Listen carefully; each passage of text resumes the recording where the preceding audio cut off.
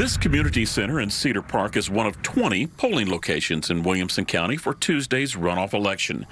The room is set for the arrival of voting machines and voters who will help decide which campaigns score a spot on the November ballot.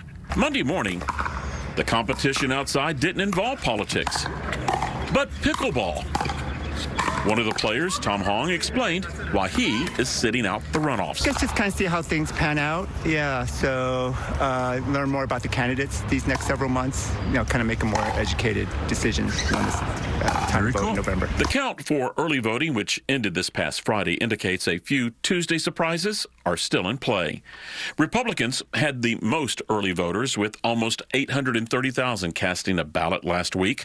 Democrats had a big drop-off after a big turnout in March, which at the time outpaced the GOP. But it is on pace for a very high turnout runoff, which is atypical in these contests. Brad Johnson with Texas Bullpen spoke with me about the runoff surge by Republicans. But also you've got a high-profile clash for attorney general on both sides of the aisle.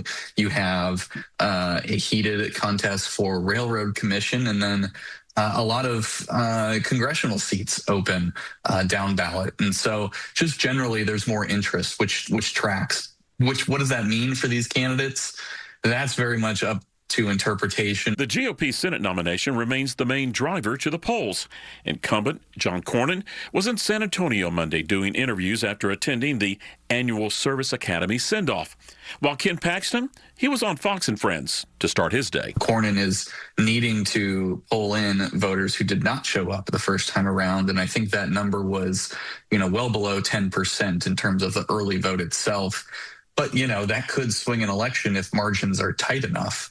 But are they? Initial early vote turnout numbers for the GOP runoff ballot indicate the bulk of those who voted last week also voted back in March.